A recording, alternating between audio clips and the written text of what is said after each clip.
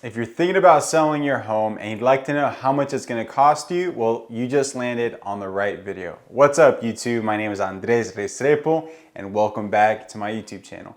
In today's video, I will be breaking down all of the costs associated with selling a home here in San Francisco. So let's go ahead and start with the largest expense. Typically, that's going to be the realtor commissions.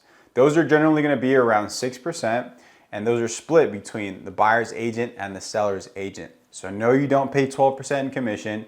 You will generally pay 6%. Now, it's worth noting that there are discount brokers out there that will definitely do it for less.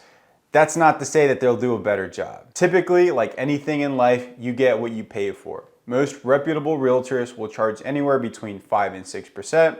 And in my opinion, since most realtors charge around the same, it definitely makes sense to hire the best one that you absolutely can. If you're in San Francisco, that's definitely gonna be me. The second largest expense most sellers will face when selling a property here in San Francisco is going to be the transfer tax. So whenever you sell a property, you can expect to pay anywhere between 0.7 and 0.75% of the purchase price of the property. This chart here pretty much outlines what you can expect to pay for every $500, and again, it's going to be based on the purchase price of the property. Another common expense that you can expect to pay for as a seller here in San Francisco is going to be the cost to prep your property for the market. Ideally, if you're going to be selling your property here in the Bay Area and you want to maximize the sales price of your home, you're going to want to make sure that that property is in turnkey condition, so buyers end up paying a premium for it. How much you spend on property prep is really going to depend on the current condition of your home. If you have a total tear down, it might not make sense to spend any money to prep the property for the market, because chances are you're going to be targeting a developer or somebody that's going to be an investor and wants to improve the property. However, if you have a property that is in generally good condition, but maybe the floors need to be redone, the lighting fixtures could be upgraded, the walls could use a fresh coat of paint, then you should definitely invest some money into your property so you can maximize the sales price. I am a Compass Realtor here in San Francisco, and we have an awesome program which allows us to front up to $45,000 to our seller clients. No interest, no fees associated for borrowing this money.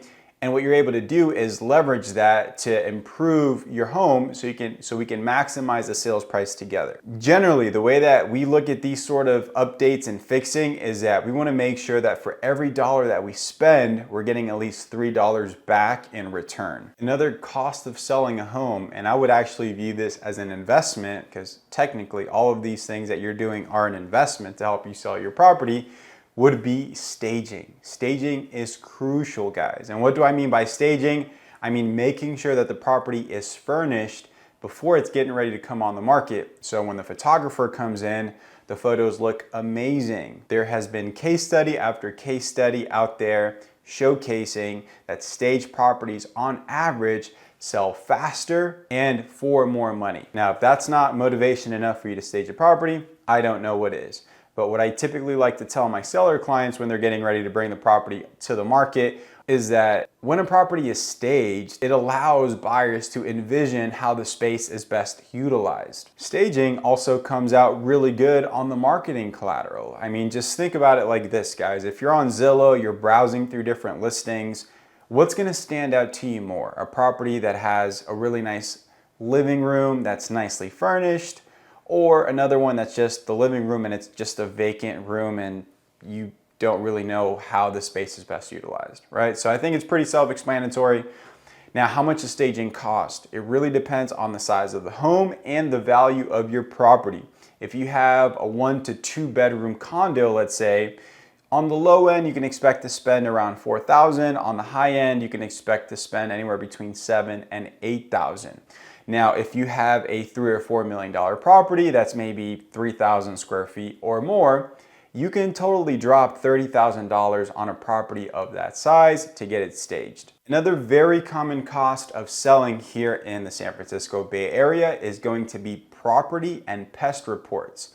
Now, property and pest reports are going to range anywhere between $600 and $1,000, and this should cover both reports. If you have a single family home, it's super important that you take that extra step and also get a pest report. Why do you want to do this? Because this will make it so that you're disclosing everything up front, and potential buyers, assuming you have multiple buyers interested and they've reviewed the disclosures, this will give them more courage to write a non-contingent offer because everything that is affecting the property has been disclosed. Now, does this mean that if something comes up on the pest report that you have to address it? I would say the answer is generally no. If you have a pest report for a single family home that is less than $20,000, typically that's okay and that's pretty normal, it's pretty standard.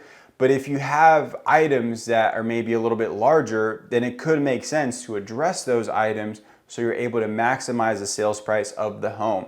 So this is twofold. On one end, it allows you to see what is currently ongoing with the property.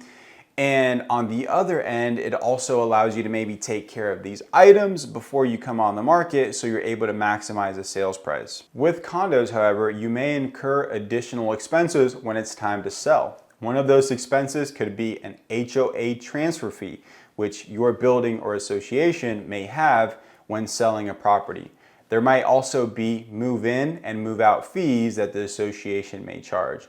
Now, these fees I would pretty much bundle up and say they're generally going to cost you less than $1,000, so they're definitely worth noting. Now, a realtor will be able to provide you with a net sheet, and a net sheet essentially lets you know after your property is sold what you can expect to net from that sale, or what the bottom line is going to be for you.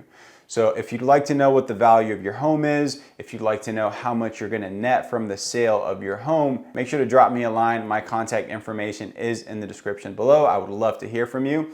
I'll see you guys in the next video.